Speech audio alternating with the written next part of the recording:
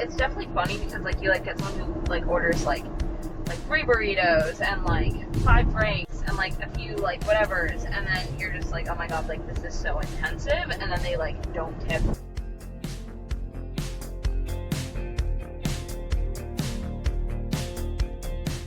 I believe that the anti-tipping culture, the people that, kind of mock the idea that there's an iPad so it turns around and you have to tip somebody, that the anti-tipping culture hurts the people that you think you're trying to help.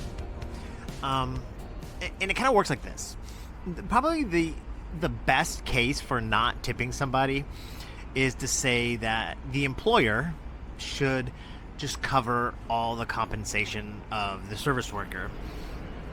And that makes sense in the sense that you go to do something and you're thinking about paying for the thing that you're getting, not the people that are doing the thing for you. And I understand that. But it's not as simple as you think. Let me give you a couple of reasons why it's better for the service worker to receive a tip than it is for the employer just to pay the service worker more. The first thing is that the service worker, like the people here drying the cars here at the Delta Sonic, they work for tips over and above their wage. Let's say their wage is minimum wage, or I don't know what they make here, but something like that. And the tip is something that you are compensating them for drying your car. And the reason why the employer is not a good judge of the service versus the person getting the car dried is because the service worker is doing the work for you as an individual. I'm an Uber driver. When I drive a passenger, Uber doesn't know whether I'm a good or bad driver. Only you, my Uber passenger, can say you did a good job or a bad job. And that's why it's important for you, as the person receiving the service, to use the tip as a form of judgment. And I can hear you say something like, well, there's a rating system. But honestly, the rating system is kind of like, I don't know, elementary school. Everybody gets a passing grade. I've had so many of my Uber passengers tell me that they give every Uber driver 5 stars. And I kind of am offended by that, in the sense that there are drivers like me that are here getting my car washed, that are trying really hard. And there are drivers that don't try hard. Their cars are a mess. And if they get a 5 star and I get a 5 star, there's no way for Uber to know that I should be compensated more, that I should be rewarded more. And that's where the tip comes in.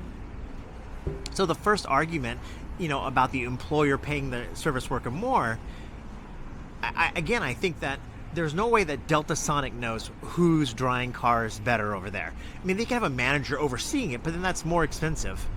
And that's going to charge more for the car wash services. It's better to just have them get paid a minimum wage, and as you watch that person dry your car, you can say, did they do a good job or a bad job, and have them earn a tip. The second part to the employer paying them is that if the employer were to pay the service worker more, then the cost of your good would go up. So again, at this car wash, let's say it's $10 to get your car washed. Well, if the employer were to just say, well, all car wash people get paid more, then the car wash would be $12 instead of $10. And there is a really big problem with that. Now, the service worker is not incentivized to do a good job. They're already being compensated. See, the thing is, when you work for tips, you have to work for tips. You have to earn it. I'm not saying you should tip for bad service. And I'm not saying you should tip for no service. But when a service worker does a thing, and they do it well, and you're in America, so you know service workers work for tips, it's your opportunity to reward them for that tip. There's this really interesting word people say when we talk about tips. When I talk about tips, they'll say, you act like you're entitled to a tip.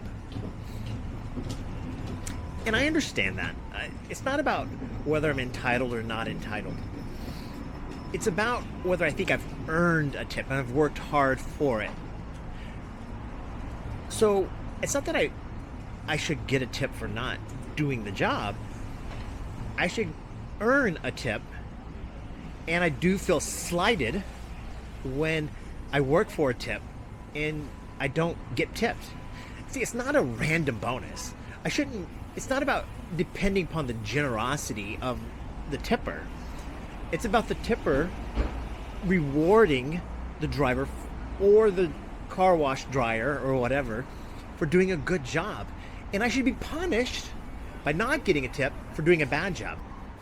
Now, the levels of tip, $5 or 20% or whatever it is, I think that's really based upon the generosity of the person.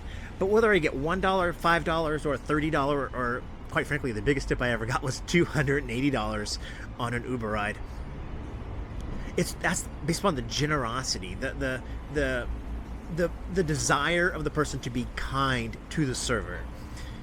So I kind of look at a $1 tip equal to a $280 tip, because it's an acknowledgement of the work that I did, the performance.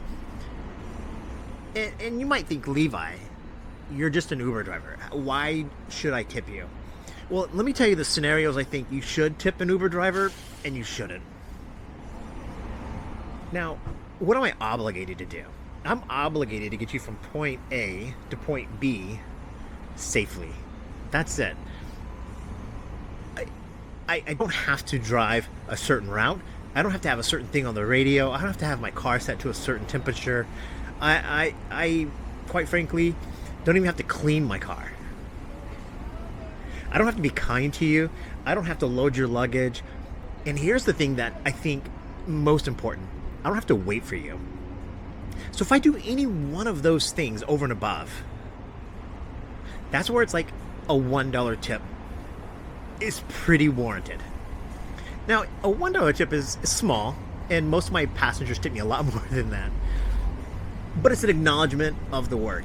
So if you're giving $0 and the driver of an Uber shows up with a clean car on time, and you're not out there at the curb waiting for them, you ask them to turn the radio down so you can jump on a call. Maybe turn the AC up a little bit because it's hot outside.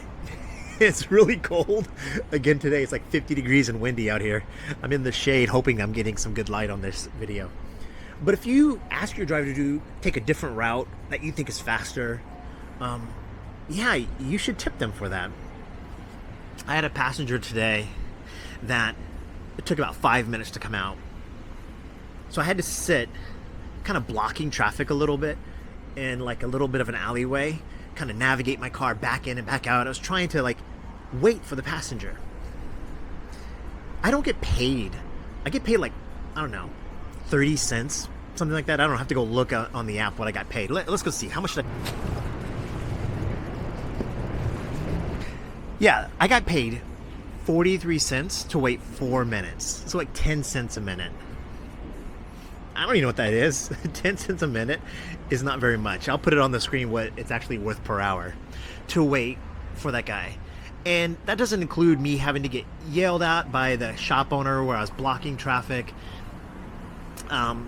Just to wait. And the reason why I had to wait was because he ordered an Uber and then he tells me, well, the elevator was running slow.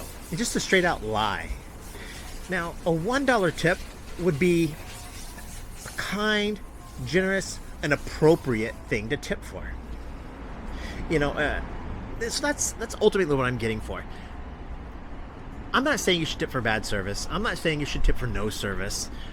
But service workers rely on your tip. It's not some sort of bonus or generosity. It's a form of our income. And it's a way to measure our performance because our employer kind of can't measure the employer, the satisfaction of you. You are the only person that can give the satisfaction, and it's through the tip. And you're like, well, why can't accountants and lawyers? They're being compensated for other things. That's why they don't earn tips. But people like me, people like the car wash people out here, we work for tips. And your generosity, your kindness, it makes all the difference. My name is Levi. I'm a 5-year Uber driver with almost 13,000 rides. I created this channel for drivers and for passengers, for people that form a community around not just tips, but about service work and ultimately about being an Uber driver, the people that I meet, the stories that I hear. If you're an Uber driver, please join the channel, join Thrive, and I hope you're safe, healthy, and happy. Have an amazing 2025 and drive your way in 2025. Bye.